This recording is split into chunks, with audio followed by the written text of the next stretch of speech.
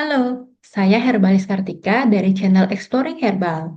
Di dunia ini, ada jutaan jenis herbal atau tanaman obat dengan kandungan fitokimia dan khasiat terapinya yang beragam atau khas.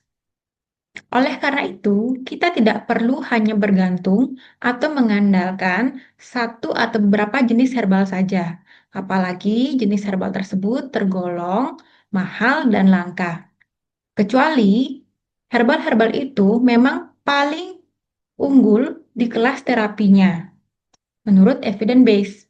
Kalau tidak, kita bisa menerapkan prinsip repurposing atau mengganti jenis herbal itu dengan jenis herbal lain yang relatif lebih murah dan mudah didapat, asalkan setara atau lebih baik dari sisi khasiat dan keamanan. Di channel ini, Anda dapat menemukan banyak info seputar jenis herbal yang mudah ditemukan di Indonesia, beserta informasi terkait fitokimia dan khasiatnya yang tentu terkini dan terpercaya. Semoga dapat menambah wawasan dan membantu Anda untuk menemukan alternatif terapi alami yang cocok untuk Anda. Selamat menyimak!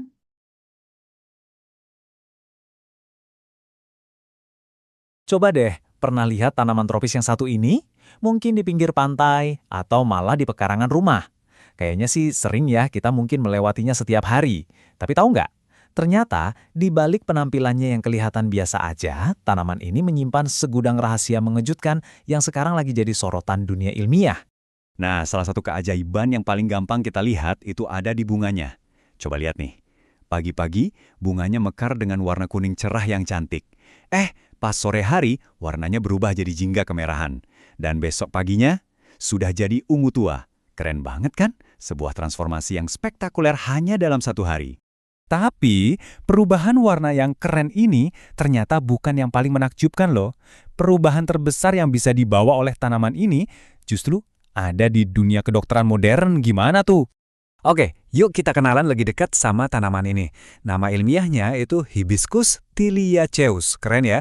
Tapi kita sih lebih sering nyebutnya pohon waru, bener kan? Nah, pohon ini tuh emang khas banget di daerah-daerah tropis. Tumbuhnya subur banget di pesisir. Mulai dari Asia, Afrika, Australia, sampai ke pulau-pulau di Pasifik. Ada di mana-mana. Dan ternyata, jauh sebelum ada laboratorium modern kayak sekarang, waru ini udah jadi andalan banget loh dalam pengobatan tradisional.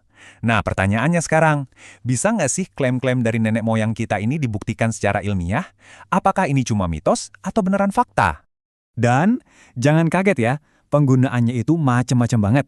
Luar biasa. Dari generasi ke generasi, orang-orang tuh udah pakai waru buat ngobatin demam, batuk, infeksi telinga, bahkan penyakit yang lebih serius, kayak diare, disentri, sama tifus. Dan yang dipakai itu hampir semua bagian tanamannya, mulai dari bunga, daun, kulit kayu, sampai akarnya. Semuanya ada gunanya. Dan ini bukan cuma sekedar katanya atau cerita rakyat loh. Penelitian ilmiah buat tanaman kayak waru ini dapat dukungan kuat. Bahkan, Organisasi Kesehatan Dunia, WHO, seperti yang bisa kita lihat, itu sangat mendorong penggunaan obat tradisional. Tapi ada syaratnya. Selama khasiat dan keamanannya bisa dibuktikan secara ilmiah. Jadi ini serius. Jadi apa aja sih kekuatan super yang ditemuin para ilmuwan di dalam pohon waru ini? Oke, kita mulai dari level yang paling kecil dulu ya, yaitu kemampuannya sebagai bodyguard atau penjaga untuk sel-sel di tubuh kita. Nah, hasil studi di lab itu ngungkapin ada 3 fungsi perlindungan utama. Pertama, dia itu antioksidan. Jadi tugasnya melawan radikal bebas yang rusak sel kita. Kedua, dia bersifat antiinflamasi, yang artinya bisa meredakan peradangan atau bengkak. Dan yang ketiga, dia punya efek analgesik alias pereda nyeri. Kerennya lagi, pas diuji coba ke hewan, keefektifannya itu hampir setara loh sama obat standar yang biasa kita minum. Tapi, ternyata ada satu lagi kemampuan yang lebih dahsyat. Beberapa senyawa di dalam waru itu ternyata bersifat sitotoksik. Kedengarannya agak serem ya, sitotoksik. Tapi, justru ini kabar yang sangat baik. Jadi, apa sih sitotoksik itu? Gampangnya gini, ini adalah kemampuan buat membunuh sel. Coba bayangin deh kemoterapi, tapi yang lebih tertarget. Nah, dalam penelitian ini, kekuatan membunuh ini diarahkan buat nargetin dan menghancurkan sel-sel berbahaya. Contohnya, sel kanker. Dan ini bukan cuma teori loh, coba lihat angka ini deh.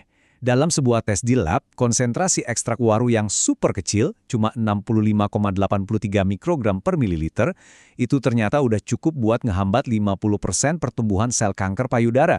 Ini data beneran yang nunjukin potensi anti kankernya itu nyata banget. Oke, selain jadi jagoan buat ngelawan sel-sel jahat dari dalam, waru ini juga ternyata pejuang yang tangguh banget buat ngelawan penyerang dari luar. Ya, apalagi kalau bukan infeksi bakteri. Nah, ngomongin bakteri, salah satu tantangan terbesar buat ngobatin infeksi itu adalah sesuatu yang namanya biofilm. Biar gampang, bayangin aja biofilm ini kayak benteng super kokoh yang dibangun sama bakteri. Benteng ini ngelindungin mereka dari serangan antibiotik. Makanya, bakteri jadi susah banget buat dibasmi. Dan disinilah kehebatan waru muncul lagi. Prosesnya itu simple tapi efektif banget. Jadi pas bakteri lagi coba-coba nih bangun benteng biofilm mereka, ekstrak dari kulit batang waru ini datang dan langsung menghambat pembentukan benteng itu. Hasilnya, tembok pertahanan bakteri itu gagal dibangun, jadi mereka jadi lebih gampang diserang sama obat. Wow, dengan semua potensi yang luar biasa ini, muncul pertanyaan, jangan-jangan waru ini adalah obat ajaib masa depan? Sebelum kita terlalu jauh, yuk kita lihat dulu gimana posisi sains sekarang ini. Kita pisahin dulu mana yang masih potensi, mana yang udah jadi bukti nyata. Oke, jadi kesimpulannya gini. Di satu sisi, kita punya bukti-bukti awal dari studi lab dan hewan yang nunjukin potensi waru ini gede banget. Antioksidan kuat, pembasmi bakteri, anti radang, anti kanker, bahkan bisa nurunin gula darah. Tapi, di sisi lain, kita harus ingat kalau ini semua masih tahap awal banget. Perjalanannya masih panjang. Masih perlu uji klinis ke manusia, nentuin dosis yang pas, dan misahin senyawa mana yang paling ampuh. Para peneliti sendiri nyimpulin, dan ini kutipan langsung ya, kalau semua penelitian yang ada sekarang ini tuh ibaratnya batu loncatan untuk penelitian di masa depan. Jadi ini tuh pondasi yang super penting yang ngebuka pintu buat penemuan obat-obatan baru nanti. Jadi, ya, walaupun kita mungkin belum bisa nemuin ekstrak waru di apotek sekarang, pesan dari para ilmuwan itu udah jelas banget. Ini baru permulaan. Permulaan dari sebuah perjalanan penemuan yang sangat menjanjikan. Dan pada akhirnya, ini semua ninggalin kita dengan satu pertanyaan besar yang bikin kita mikir. Kalau satu tanaman yang kelihatannya biasa banget kayak waru ini bisa nyimpan potensi sebesar ini, coba bayangin, berapa banyak lagi obat-obatan alami lain yang sebenarnya ada di sekitar kita, tersembunyi dan cuma nunggu untuk kita temukan.